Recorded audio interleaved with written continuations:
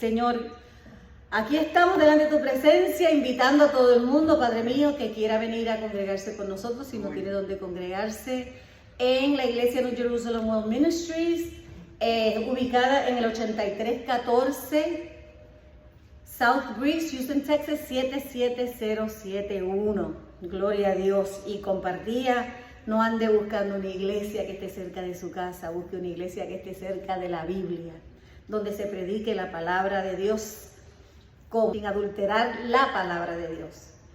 Así que queda todo el mundo debidamente saludados, gloria a Dios.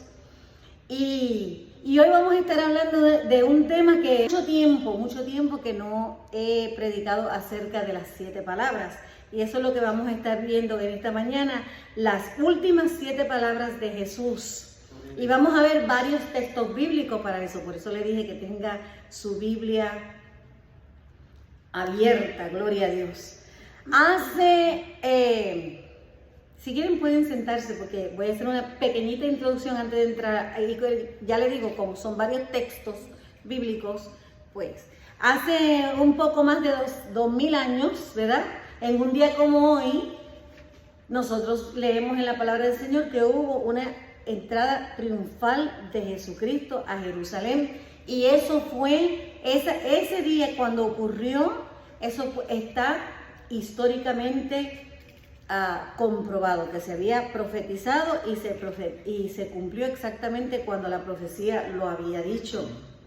Así que Él entra triunfante como rey, como cordero sacrificial a Jerusalén. ¿Y por qué como cordero sacrificial? Porque Él entregó su vida por sus amigos. Dice la palabra del Señor que no hay mayor amigo que este que entregue su vida por sus amigos. Gloria a Dios. Muriendo en una cruz para el perdón de nuestros pecados. Y desde esa cruz Él pronunció lo que todos nosotros llamamos las 7 últimas palabras, pero en verdad son frases. No vayan a pensar que son exactamente 7 palabras. Son 7 veces que Él habló estando desde la cruz. Y déjeme decirle que las últimas palabras de cualquier persona que va a pasar de la vida a la muerte son muy importantes. No hay una persona que a la hora de morir se ponga a hacer chiste y se ponga a hablar tontería. No, por eso es que hay que ponerle mucha atención a las últimas palabras de una persona, porque te van a decir lo que hay en su corazón. Y por eso es que cuando nosotros escuchamos las últimas 7 palabras de Jesús desde la cruz, nosotros sabemos que Él nos estaba demostrando su corazón. Yo sé que ustedes han oído este testimonio de parte mía antes, pero yo lo hallé un privilegio y todavía a mí me impactaba, porque cuando yo, para la gloria de Dios, para el privilegio mío, de mi alma, yo estuve cuando mi papá transicionó de la vida a la muerte. Y sus últimas palabras fueron: Jehová es mi pastor y nada me faltará. Gloria a Dios. Y eso a mí me dio una fortaleza tan grande. Eso me sirvió para consuelo, donde el que no entiende cómo Dios consuela pudiera haber cuestionado, pero siente la muerte de su papá.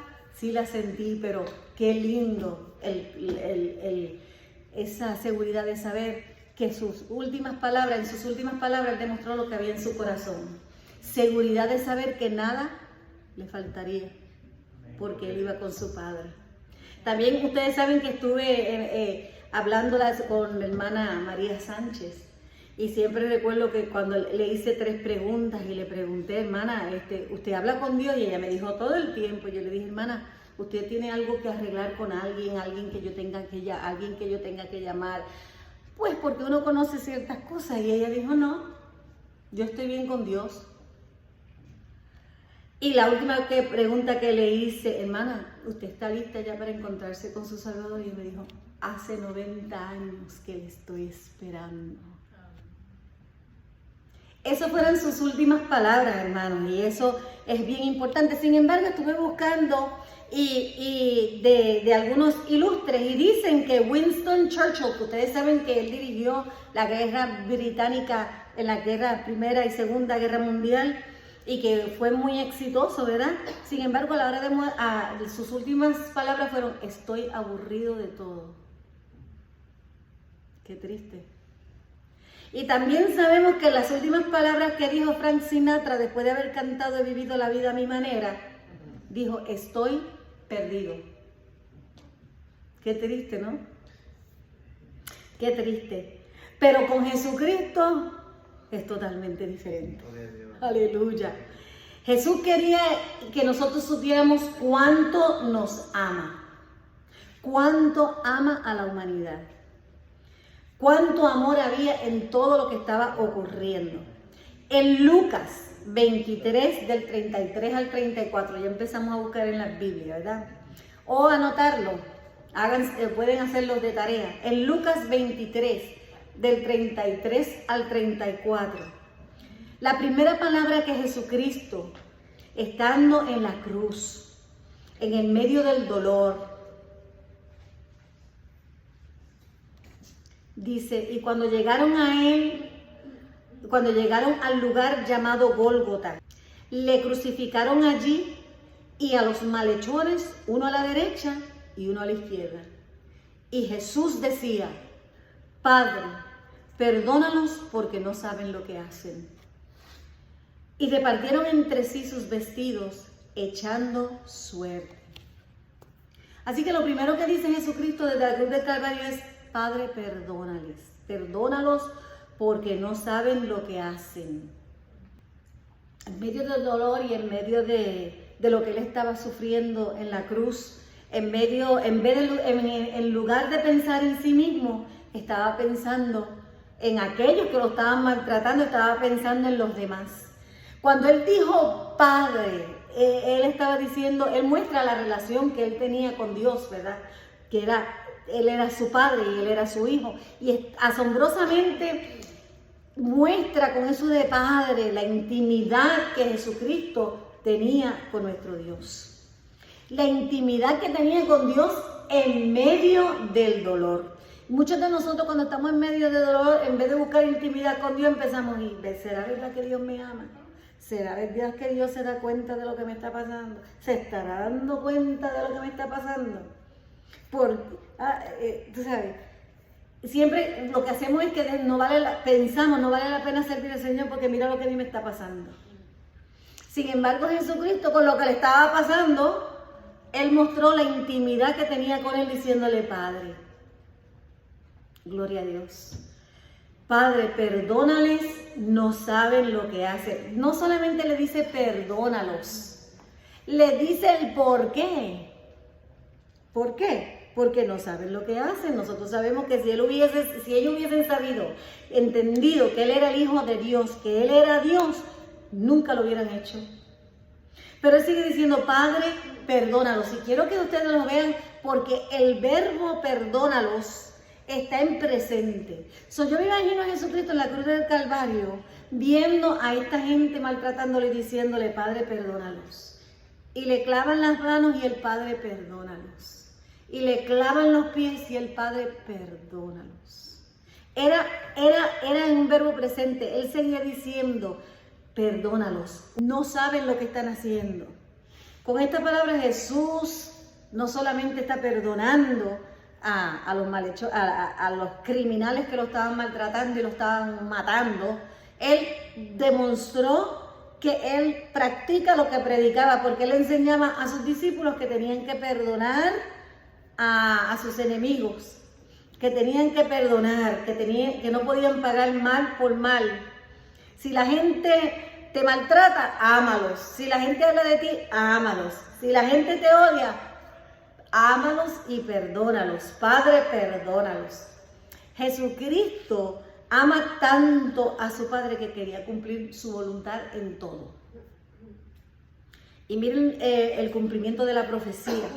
Casi 700 años antes de Cristo, en el profeta Isaías, en el capítulo 53, verso 12, dice, por tanto, yo le daré parte con los grandes y con los fuertes repartirá despojos, por cuanto derramó su vida hasta la muerte y fue contado con los pecadores, habiendo él llevado el pecado de muchos y orando por sus transgresores.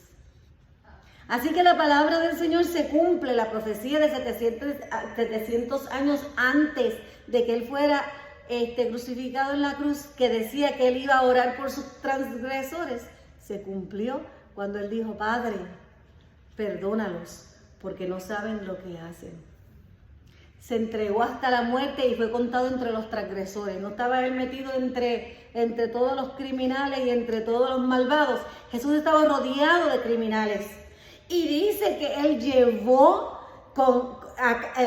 que cargó nuestro pecado. Sin embargo, intercedió y oró por todos los transgresores. ¿Cuánto nos ama el Señor? ¿Cuánto ama el Señor?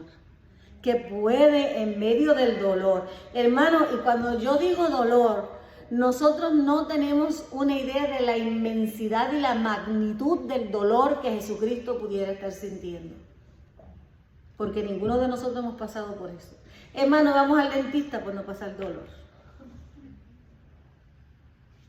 La segunda palabra que Él pronuncia desde la cruz del Calvario la vamos a leer en Lucas 23 del 41 al 43. Gloria a Dios. Y es la interacción de los malhechores, ¿verdad? Los malhechores y Jesucristo. Y dice: nosotros a la verdad justamente padecemos porque recibimos lo que merecieron nuestros hechos. Un malhechor se burlaba de Jesucristo y le decía: si tú eres el Cristo, bájate de ahí, sálvate tú mismo, sálvanos a nosotros. Y el otro le contesta: nosotros a la verdad justamente padecemos por lo que recibimos, estamos recibiendo lo que merecemos. Mas ningún mal hizo. Y dijo a Jesús: acuérdate de mí cuando vengas en tu reino. Y Jesucristo, después del perdona a los que no saben lo que hacen. Estas conversaciones se están dando entre los malhechores, se están dando entre todos los transgresores que están allí. Y su segunda palabra que Él pronuncia es al malhechor que le dijo: acuérdate de mí cuando vengas en tu reino. Jesús le dice: de cierto te digo que hoy estarás conmigo en el paraíso. Ustedes saben lo que yo siempre digo del desierto, cuando dice desierto. Te lo aseguro. Jesucristo le dijo: te aseguro que desde hoy vas a estar conmigo en el paraíso. Primeramente porque el malhechor reconoció que Él era un rey, que Él era el rey de los judíos, como le habían puesto en una pancarta en la cruz. El INRI, que dice allí, en el idioma arameo, dice Yeshua, o sea, el Salvador. Yeshua, el rey de los judíos. Así que estos malhechores oían todo lo que estaba diciendo, y estos malhechores que estaban al lado de Él oyeron a Jesucristo decir constantemente: Padre, perdónalos, Padre, perdónalos, Padre, perdónalos. Sin embargo, uno se conmovió y reconoció a Jesucristo, y el otro se burlaba de Jesucristo. Tremenda promesa que Jesús le hace a este criminal en la cruz. De cierto, o sea, te lo aseguro. Y cuando dice te digo, Él estaba haciéndolo singular. Él estaba diciendo: esta promesa es para ti que creíste. Te digo, es singular porque se refiere al criminal que le habló, que le dijo: acuérdate de mí. Gloria a Dios. Y también le dice: hoy. O sea, ese reino ya es. Ese reino ya es. Él dijo: desde hoy estarás conmigo en el paraíso. Y la gente dirá: bueno, pero si todavía no estaban en el paraíso. Pero es que, ¿qué es el paraíso si no es estar en la presencia de Cristo? ¿Qué es el cielo si no es estar en la presencia de Jesucristo? ¿Qué promete Jesús? Promete la salvación. Él está prometiendo el cielo. Él está prometiendo que estaremos con Él. Que estaremos con Él. Y esa es la promesa a la cual nosotros nos agarramos, porque nosotros no queremos ir al cielo porque el cielo es cielo. Nosotros queremos ir al cielo porque es Jesús. Hermosa promesa. Y en el contexto de esta promesa, vamos a ver el contexto de esta promesa, donde Lucas 23, del 30 al 40, dice: y uno de los malhechores que estaban colgados le injuriaba, diciendo: si tú eres el Cristo, sálvate a ti mismo y a nosotros. Respondió: ¿no temes a Dios, ni aún temes a tu Dios estando en la misma condenación. Nosotros a la verdad justamente padecemos, porque recibimos lo que mereciéramos, lo que merecieron nuestros hechos, mas ningún mal hizo. Qué cosa que ese ladrón o ese criminal, no sabemos lo que era, ¿verdad? Reconoció que Jesucristo no había hecho nada malo. Gloria a Dios. Jesucristo no merecía la muerte, ni estar allí en la pena de muerte más severa que tenía el gobierno romano. Entonces Jesús le dijo, de cierto te digo que hoy estarás conmigo en el paraíso. Hermano, así somos nosotros somos como esos criminales. Pero somos igualmente culpables. Y no temes a Dios estando en la misma condenación. Hermano, y nosotros somos como esos criminales. Unos son como el criminal de la derecha y unos como el criminal de la izquierda, como decía nuestra hermana Gloria esta mañana. Y hoy día lo seguimos viendo. Unos aceptan a Jesucristo y reconocen que Él es el Hijo de Dios y quieren estar con Él en el reino de los cielos. Y muchos más se burlan de Dios, se mofan de Dios, no creen en Dios. Y no temen que están bajo la misma sentencia de condenación. Para experimentar la promesa que el Señor nos da de cierto os digo que hoy estarán conmigo en el reino de los cielos. Hermano, lo primero que tenemos que hacer es ser humildes. Este criminal se humilló, reconoció que él merecía la muerte. Y nosotros lo primero que tenemos que reconocer es que nosotros somos culpables y que sin Cristo nosotros merecemos la muerte. Porque la gente dice que nosotros no podíamos pagar el precio del pecado. Sí, nosotros podemos pagar el precio por el pecado. El precio es muerte. Pero Jesucristo, para que nosotros no tuviéramos que pagar ese precio, murió por nosotros, ¿verdad? Porque nosotros en verdad recibimos lo que merecemos. Mas Cristo ningún mal hizo. En otras palabras, si quieres experimentar la sorprendente promesa de la vida eterna en el Señor, tenemos que reconocer humildemente nuestra condición, que eso es lo que quiere decir humilde. Cuando usted reconoce su condición delante de Dios, usted es una persona humilde. Si usted no reconoce la condición en que usted se encuentra delante de Dios, usted no es humilde. Por más que se arrastre por el piso, usted no es humilde. Si no reconoce la condición que tienes delante de Dios. La humildad es el primer paso para venir a Jesucristo como Salvador. Tenemos que admitir que somos pecadores y que por lo tanto necesitamos quien nos salve. Necesitamos un Salvador. Por eso es que nosotros predicamos acerca del pecado y nos acordamos todos los días que todos los días nosotros tenemos que rendir cuenta al Señor porque todos los días nosotros pecamos y necesitamos que Él intervenga. Necesitamos al Salvador. Así que Él se refería a Jesucristo cuando le dijo, acuérdate de mí cuando vengas en tu reino. Qué lindo, sabía que Jesús era el Salvador. Y ese es el significado de Jesús, ¿verdad? Salvador. Yeshua, Salvador. Y Jesús le dijo, de cierto que hoy estarás conmigo en el paraíso. Cuando esta promesa fue dada, hermana, al criminal, este criminal no tuvo oportunidad de ir y hacer buenas obras. Este criminal no tuvo oportunidad de ir y afiliarse a una iglesia. ¿Verdad que no? Así que no es cuestión de religión, no es cuestión de buenas obras, es cuestión de la gracia, de la dádiva, del amor, del sacrificio de Jesucristo en la cruz del Calvario. Amén. La salvación no se merece, la salvación se acepta, es un regalo. Por eso se dice por gracia, porque es gratis, es un regalo que el Señor nos hace. Eso es lo que aprendemos acerca de Jesús. Él nos da la salvación por gracia, no por algo que nosotros merecemos. En Efesios 2, 8 al 10 dice la palabra del Señor, porque por gracia sois salvos por medio de la fe. Y esto no de vosotros, pues es don de Dios, no por obras, para que nadie se gloríe. Así que la salvación no tiene que ver nada con religión, no tiene que ver nada con las obras. Muchas veces no entendemos el corazón de Jesús y por eso no podemos entender la gracia. No podemos entender la gracia. La salvación es gratis, que nadie se la merece. Nadie se la merece, por más maromas que tú hagas, nadie.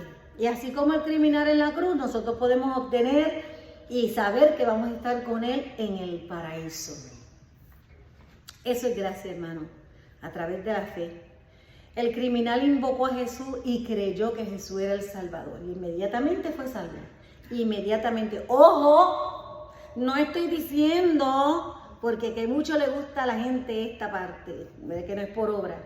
No estoy diciendo que las buenas obras no son importantes, sino que cuando nosotros leemos bien la Biblia nos damos cuenta que hay una secuencia. Te salvas y Dios que te preparó para toda buena obra empiezas a obrar. Y el salvo obra. No es que tienes que obrar para ser salvo, sino que el salvo obra. Porque dice la palabra, porque en el verso 10 de ese mismo texto dice, porque somos hechura suya, creados en Cristo Jesús para buenas obras, las cuales Dios preparó de antemano para que anduviésemos en ellas. ¿Ven el orden? El orden de conversión, salvación y obras. Las buenas obras vienen después de la salvación, hermanos, por gracia haber sido salvos por la fe.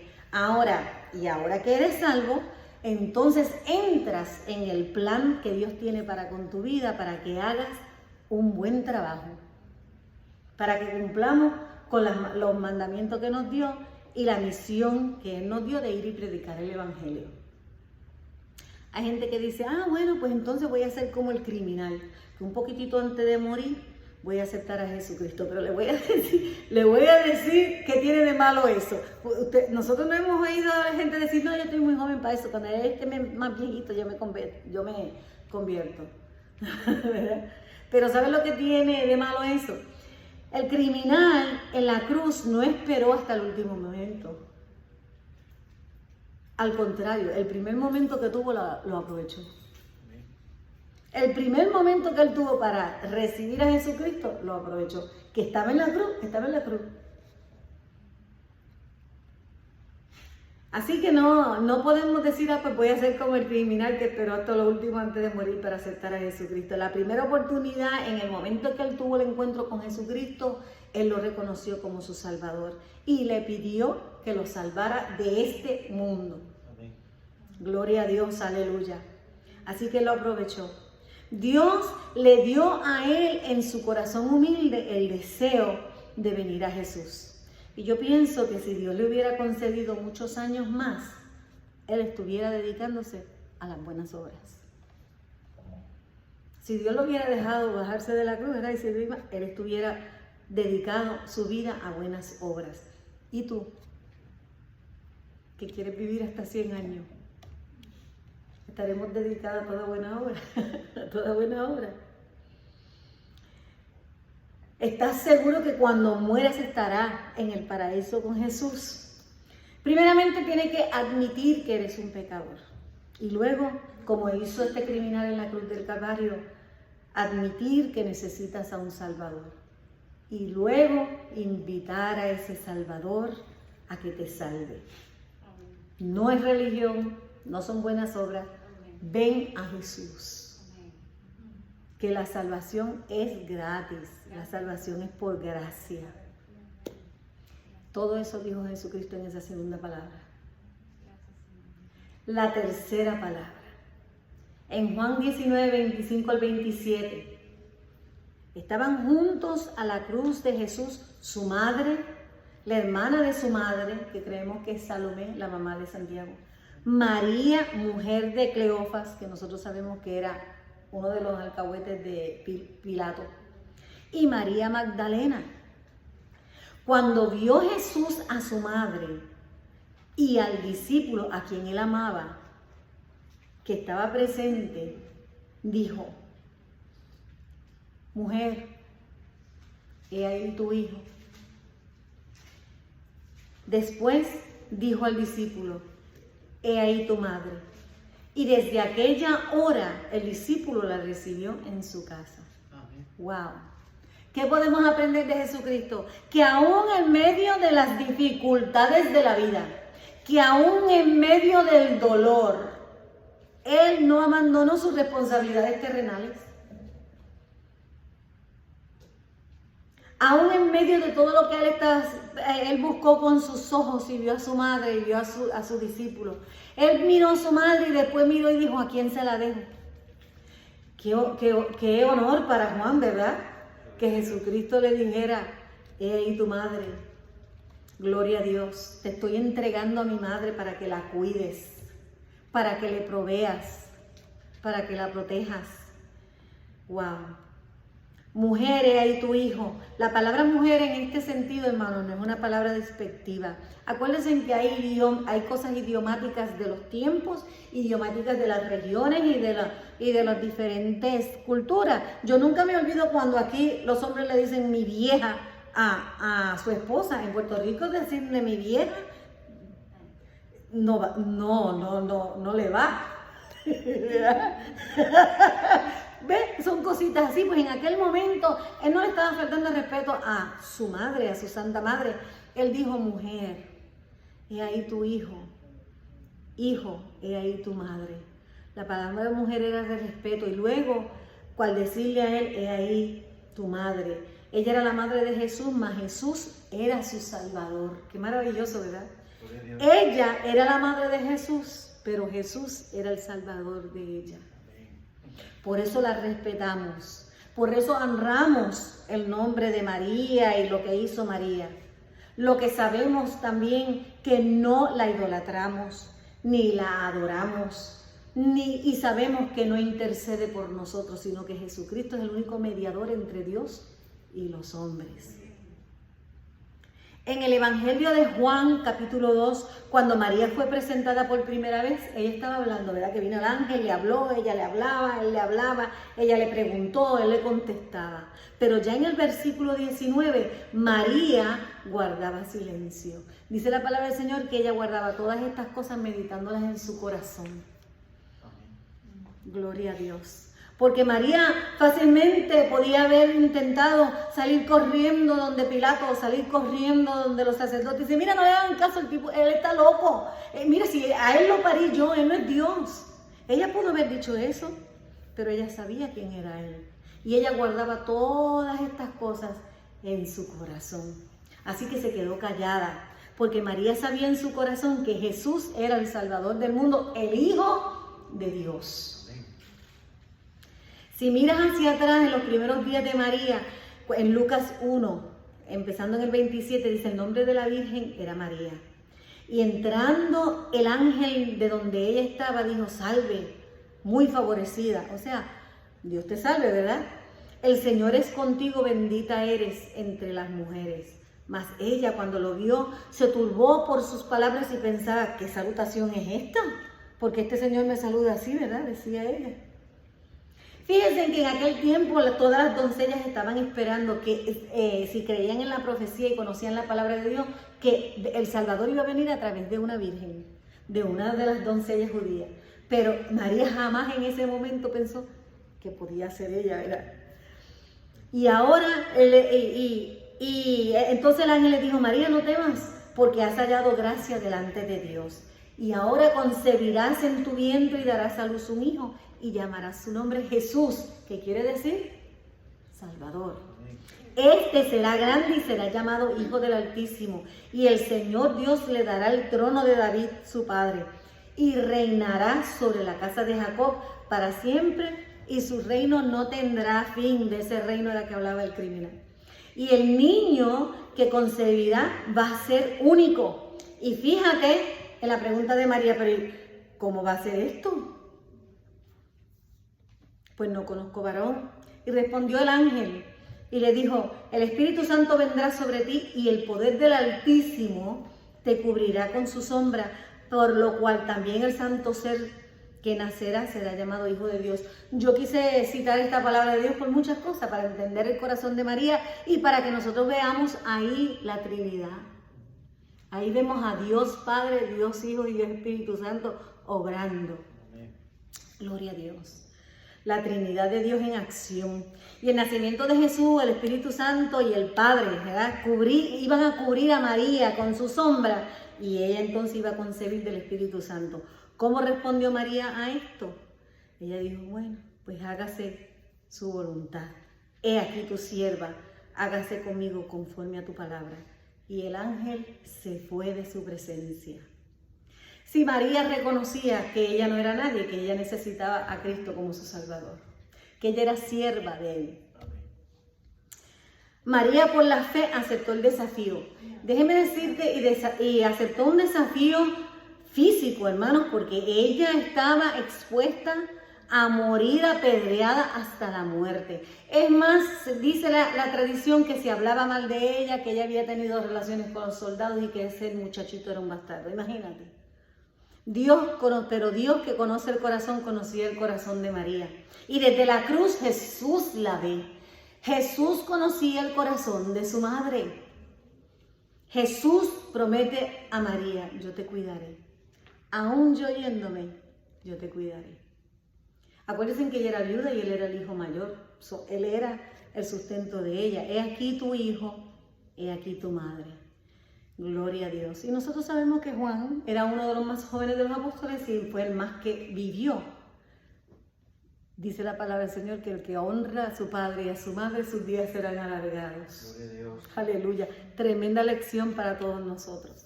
Las primeras 3 palabras que hemos mencionado de Jesús en la cruz fueron pensando en otra persona. Pensó en sus transgresores, pensó en su madre, ¿verdad? Pensó en el criminal que estaba a su lado. Estaba pidiendo perdón por aquellos que lo crucificaron. Y ahora va a pronunciar la 4ª palabra. Gloria a Dios. En Mateo 27, del 45 al 46.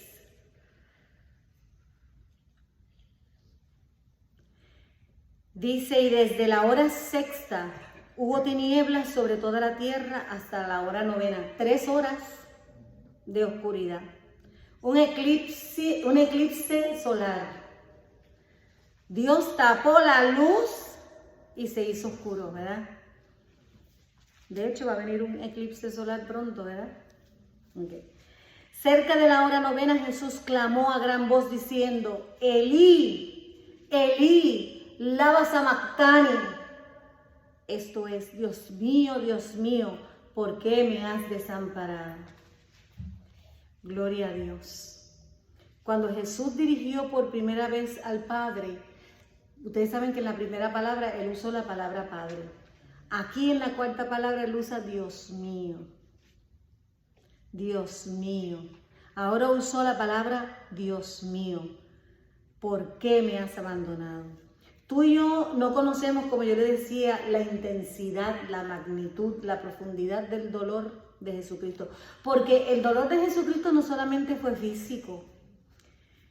Fue físico, mental, fue emocional. Y el más grande de todos fue el espiritual, cuando en un momento sintió la separación de él y de su padre, con quien él siempre había tenido esa intimidad, porque desde el principio él siempre ha estado en el Padre. En el principio era el Verbo y el Verbo era con Dios y el Verbo era Dios. Así que cuando pierdes, más o menos nosotros, el único ejemplo que se me ocurre es cuando uno pierde un ser querido, lo difícil que es esa separación. Y esa separación que hubo momentánea entre Dios y el Padre, y no sabemos si por esas 3 horas que hubo oscuridad, no sabemos. Fue tan duro para Él. Porque si a nosotros la separación de un ser querido nos duele, cuánto más dolor le fue a Jesús estar separado del Padre por causa del pecado. En el principio, nosotros sabemos que era por culpa del pecado, porque Cristo cargó el pecado de todo el mundo en la cruz del Calvario, y nosotros sabemos que Dios es santo. Y el hermano decía 3 veces santo, porque la palabra del Señor dice santo, santo, santo. Pero déjeme decirles que también en ese idioma, cuando se decían las cosas 3 veces, era que era de verdad. Tú sabes, por ejemplo, que yo te decía, yo voy, yo voy, yo voy. Tú dabas por seguro que yo iba. Y por eso la palabra del Señor dice santo, santo, santo. Pero en verdad no solamente es 3 veces santo, Él es sempiterno santo. En el cielo todo el tiempo se le está llamando santo, no 3 veces y nada más, sino santo, santo, santo. Y por su santidad Él no puede coexistir con el pecado. Y Jesucristo cargó todo el pecado del mundo en la cruz del Calvario.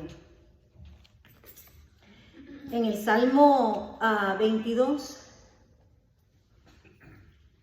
eso léalo en su casa, ¿verdad? Porque es una visión, pero habla es un salmo mesiánico, ¿verdad? Y dice en el 22, los versos 16 y 18, porque perros me han rodeado, me han cercado cuadrillas de malignos, horadaron mis manos y mis pies, contar puedo todos mis huesos, entre tanto ellos me miran y me observan y reparten entre sí mis vestidos y sobre mi ropa echaron suerte. Vemos la profecía, hermanos, gloria a Dios.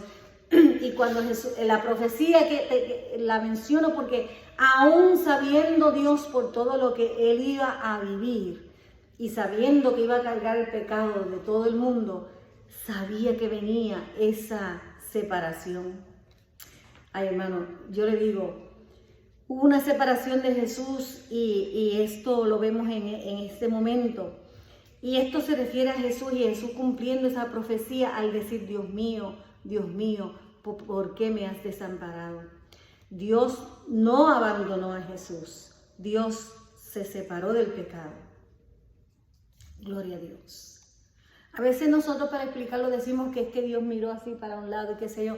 Tenemos que tener, sí, eso es cierto, ¿verdad? Pero tenemos que tener cuidado con eso, que no vayamos dar a malentender a que Jesucristo simplemente mira para el otro lado cuando la gente peca, ¿verdad? Nosotros sabemos que no es eso lo que quiere decir.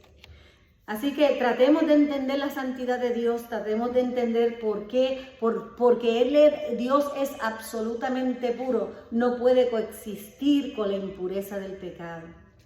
En 2 de Corintios, verso 21, mira, me escribí el capítulo, se lo busco después. Al que no conoció pecado, por nosotros lo hizo pecado, para que nosotros fuésemos hechos justicia de Dios en él.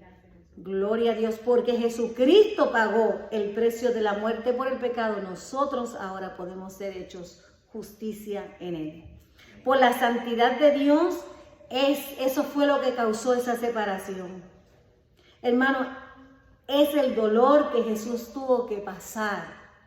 Y por eso Él dijo, Dios mío, porque Dios se separó como Dios, no como Padre. La quinta palabra que Jesucristo pronuncia desde la cruz del Calvario, la vamos a buscar en Juan 19, 28 al 30. Después de esto, sabiendo Jesús que ya todo estaba consumado, dijo, para que las escrituras se cumpliesen, tengo sed. Yo, para no salirme del tema de las 7 palabras, de las 7 últimas palabras en la cruz del Calvario, no voy a entrar muy profundo en eso, pero nosotros sabemos que el tengo sed nos demuestra que Jesucristo era 100% hombre, que estaba deshidratado por toda sabemos que Jesucristo era una sola llaga, estaba deshidratado, estaba bajo el sol y Él tenía sed. Y también dice la palabra del Señor que para que se cumpliera las escrituras, Él tenía que decir, tengo sed. Si yo me fuera a ir por otro tema, nosotros sabemos que Él tenía sed de justicia. ¿Verdad? Pero aquí nosotros vemos que Él demuestra que Él es 100% hombre, al mismo tiempo es 100% Dios. En Juan 1:1 la palabra no nos dice que al principio era el verbo estaba con Dios y el verbo era Dios. Y luego en el verso 14 nos dice, el verbo se hizo carne y habitó entre nosotros, porque Dios era hombre y tengo sed. ¿Qué es lo que significa tengo sed, hermano? Que Jesús era completamente humano. Jesucristo venció el pecado y murió en la cruz del Calvario como humano, no como Dios. Y hay gente que le gusta estar diciendo, claro, como Él era Dios, por eso Él pudo. Por eso Él pudo. Pero si nos decimos, sabemos que Él murió en la cruz del Calvario como hombre, sintió dolor, sintió la agonía. En Hebreos 2:17, la palabra del Señor nos dice, por lo cual debía ser en todo semejante a sus hermanos, para venir a ser misericordioso y fiel sumo sacerdote en lo que a Dios se refiere, para expiar los pecados del pueblo. Voy a leer eso otra vez porque me trabé. Para venir a ser misericordioso y fiel sumo sacerdote en lo que a Dios se refiere, para expiar los pecados del pueblo. En otras palabras, Jesús tenía que ser hecho humano como nosotros para que así Él pudiera llegar a ser el sumo sacerdote que va delante de la presencia de Dios para expiar los pecados. Para eso teníamos que estudiar a Éxodo. Y nosotros hemos hablado de eso, ¿verdad? Entonces el sumo sacerdote pasa al lugar santísimo, va a la misma presencia de Dios y presenta el pecado del pueblo, y entonces el pecado del pueblo eran perdonados por un tiempo hasta el año que viene. Pero en Cristo Jesús, Él pagó la propiciación. Jesús tuvo que ser hecho hombre para que pudiera morir por nosotros. Y la palabra propiciación es pagar la pena de nuestros pecados, y el pago es totalmente aceptado. Totalmente satisfecho. Ya no había que volver todos los años a entrar al lugar santísimo con el sumo sacerdote para presentar los pecados, porque quedamos una vez y para siempre. Cuando Jesucristo tomó nuestro lugar en la cruz, porque eso fue lo que hizo, no solo murió como hombre por nosotros, sino que murió también para salvarnos. En Hebreos 4, del 4 al 16 dice, por tanto, teniendo un gran sumo sacerdote que traspasó los cielos, Jesús, el Hijo de Dios, retengamos nuestra profesión, porque no tenemos un sumo sacerdote que no pueda compadecerse de nuestras debilidades. Por eso era hombre, porque Él sabía todas las necesidades de un ser humano, sino que fue tentado en todo, según nuestra semejanza, pero sin pecado. Gloria a Dios. Por eso Él podía entrar al lugar santísimo. Acerquémonos pues confiadamente al trono de la gracia para alcanzar misericordia y hallar gracia por el oportuno socorro. Por este oportuno socorro de Jesucristo nosotros podemos entrar confiadamente al lugar santísimo. Muchas veces pensamos, ¿crees que Dios entiende mi dolor? Si la palabra del Señor nos acaba de decir que Él se hizo semejante a nosotros para que Él pudiera entendernos. Él nos entiende, se convirtió en un ser humano como tú y como yo. Él puede entender, pasó por todo tipo de tentaciones como tú y como yo. La única gran diferencia es que Él no pecó. Qué bello, ¿verdad? Sin embargo, Dios lo hizo pecado, no habiendo Él pecado. Qué bella es la Biblia. Y nos dice la palabra del Señor, acerquémonos en confianza, con confianza al trono de la gracia. Puedes venir a Él en confianza, hermano, porque Él te entiende. Él te conoce.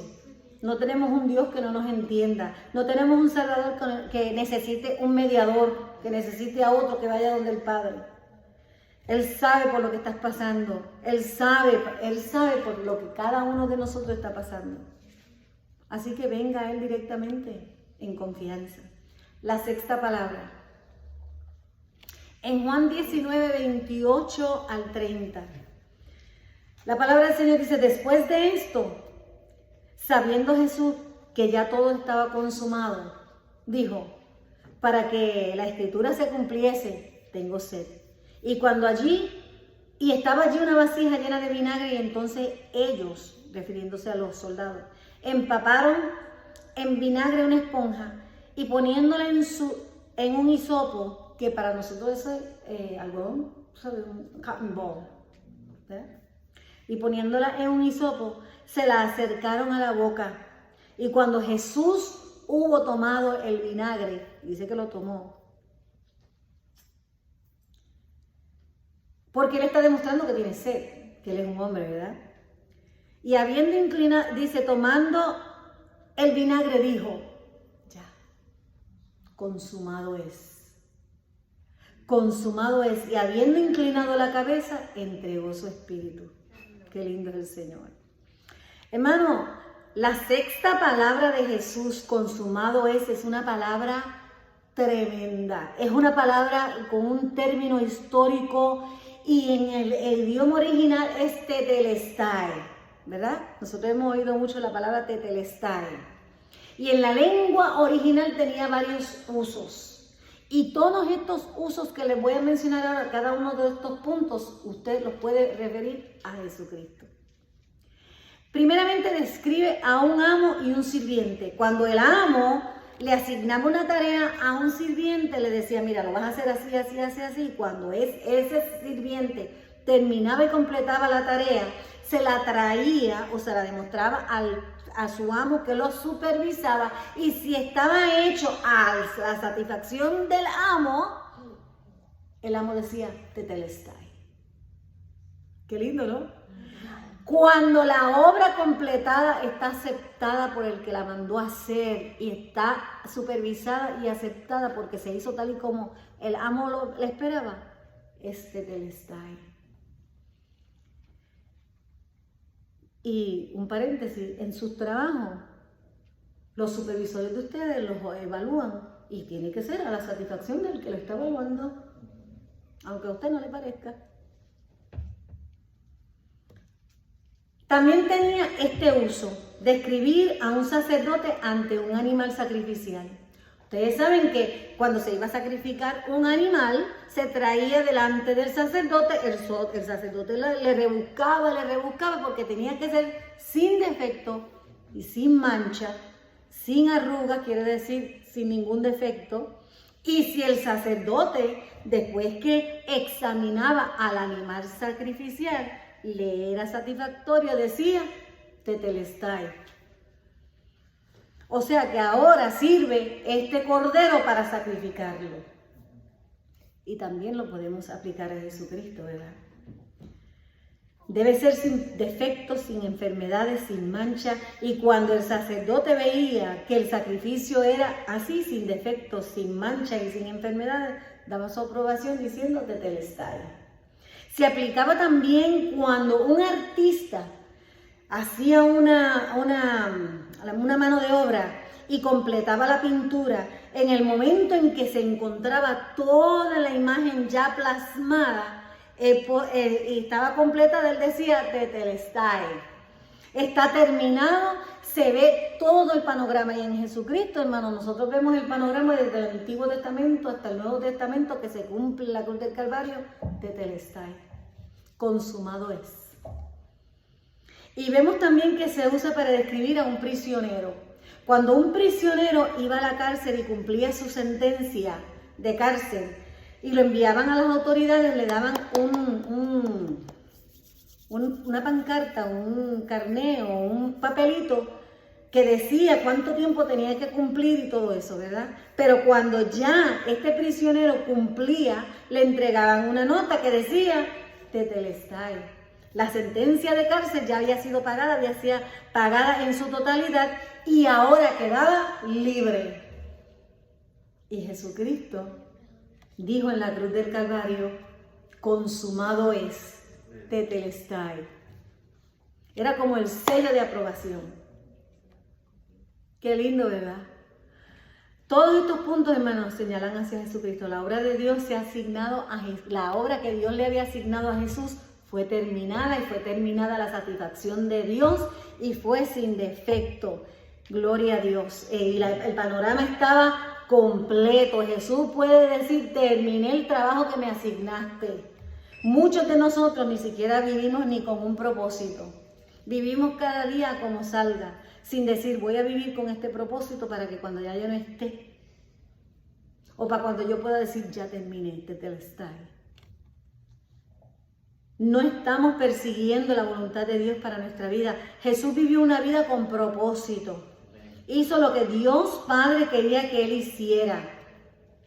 La pregunta es, ¿y tú? ¿Traes gloria a Dios con todo lo que haces? ¿Traes gloria a Dios cuando haces su voluntad? Cuando Jesús murió en la cruz del Calvario, su sacrificio fue perfecto. Gloria a Dios. El cuadro estaba completo. Hermano, a mí me maravilla eso porque Jesucristo, nosotros sabemos que Jesucristo todavía falta algo importante que es de lo que vamos a hablar el domingo que viene, de su resurrección, ¿verdad? Pero ya desde ahí, Él estaba diciendo que la obra estaba hecha. Es más, desde antes, porque en Juan 17, en la oración que Él hace, Él dice, por eso me ama mi Padre, porque hago lo que Él me dice. Qué lindo, ¿verdad? Cuando lees toda la Biblia, hermano, y entiendes el Antiguo Testamento, que el Antiguo Testamento apunta hacia el Salvador Jesucristo, que apunta hacia el sacrificio en la cruz del Calvario, que nos dice que la deuda va a quedar queda salda, y sus palabras eran el recibo de pago, tetelestai. Jesús pagó por completo en la cruz tu pecado y mi pecado, y hemos sido libres. Ya pagamos, aleluya.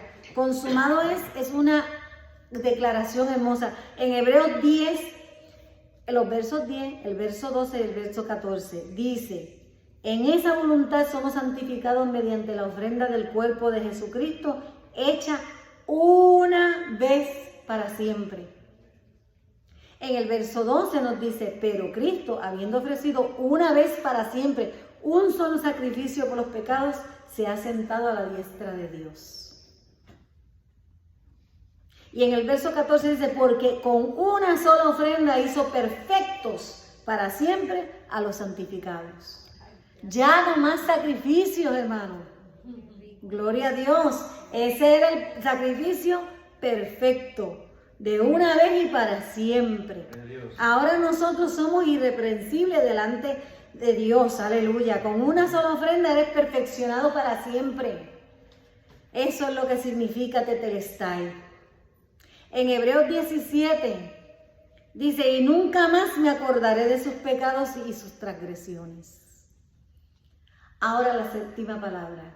Gloria a Dios. Ya estamos terminando, Elio.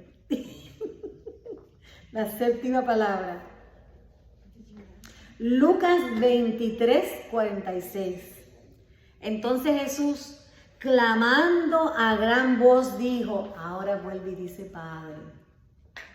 Gloria a Dios. Dice: Padre, en tus manos encomiendo mi espíritu.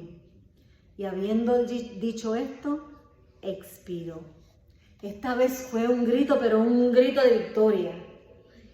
Un grito de victoria, porque Cristo no murió derrotado. Cristo murió triunfante.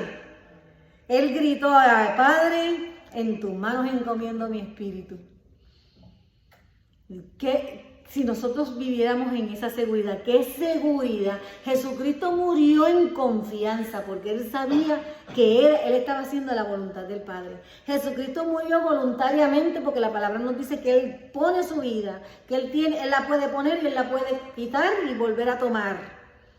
Murió como para cumplir la profecía, para hacer la obra que Dios le había mandado hacer. Y eso lo vimos cuando leímos Lucas 23, cuando dice: en la hora sexta hubo tinieblas sobre toda la tierra hasta la hora novena, y el sol se oscureció y el velo del templo se rasgó por la mitad. Yo quiero que usted entienda que el lugar santísimo estaba separado del lugar santo y de los atrios por unas cortinas. Las cortinas del lugar santísimo eran gruesas. Era del grande de una pared de gruesa. Era tela tras tela tras tela, de cuero, de aquello, de lo otro. Ustedes tendrían que leer el Éxodo para cuando montaron el tabernáculo. Y que ese velo se rasgara desde arriba para abajo. Hizo así cuando Jesucristo entregó su espíritu al Señor. Entonces Jesús, clamando a gran voz, dijo: Padre, en tus manos encomiendo mi espíritu. Y habiendo dicho esto, expiró.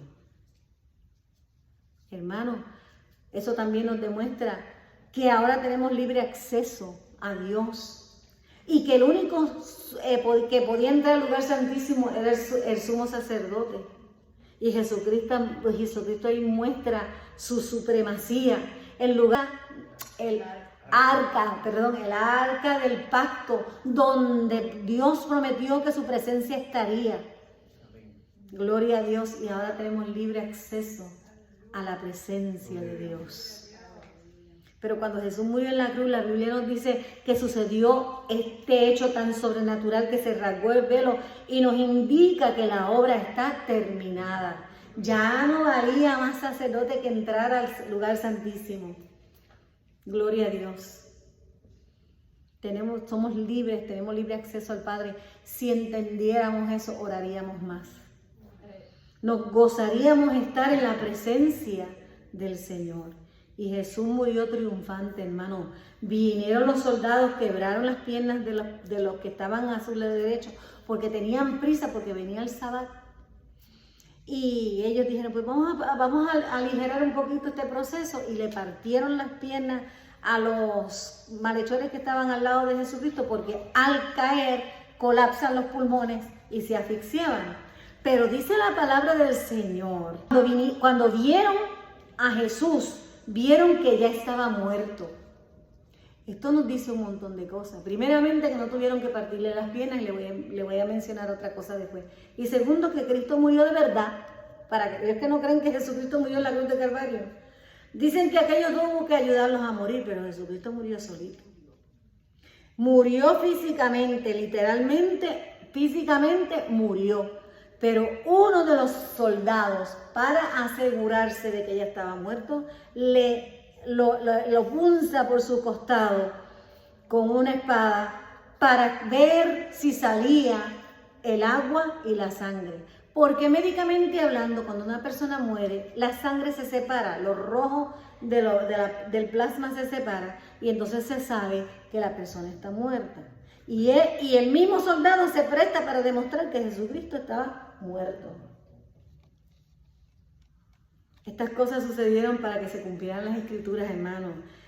En el Salmo 34, del 19 al 20, dice, muchos son las aflicciones del justo, pero de todas ellas le librará Jehová. Él guardará todos sus huesos, ni uno de ellos será quebrantado.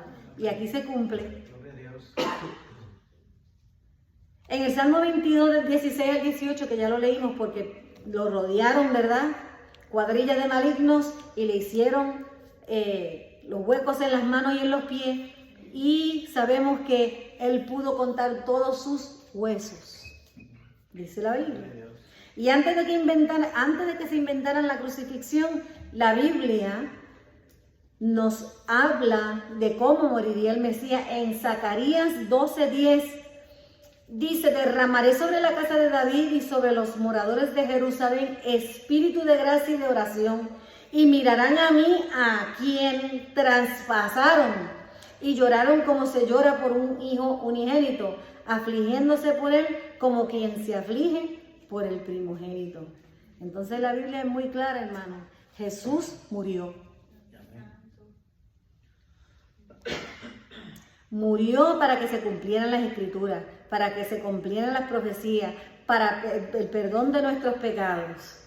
En Juan 10:17, que era el texto que le estaba mencionando, dice, por eso me ama mi Padre, porque yo pongo mi vida para volverla a tomar. Nadie me la quita, sino yo de mí mismo la pongo. Tengo poder para ponerla y tengo el poder para volverla a tomar. Este mandamiento recibí de mi Padre. Gloria a Dios. Y eso fue antes de ir a la cruz del Calvario. Así que el tetelestai ya estaba asegurado desde antes. Cuando dijo, Padre, en tus manos encomiendo mi espíritu, mostró su poder. Mostró que él tenía poder sobre su propia vida. Y después dio su último suspiro y entregó su espíritu a Dios. Alabanza al nombre del Señor. Aleluya, gloria a Dios.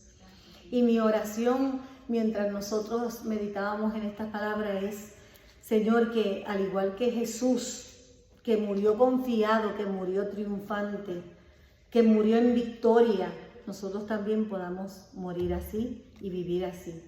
Porque Él se preparó para encontrarse con su Padre, y nosotros que nos preparemos para encontrarnos con nuestro Padre. Y si no estás seguro que vas a estar en el paraíso desde ese momento, solamente tienes que hacer como hizo el criminal, el que se humilló, el que reconoció su condición y el que vino a Jesús y le pidió que se acordara de él.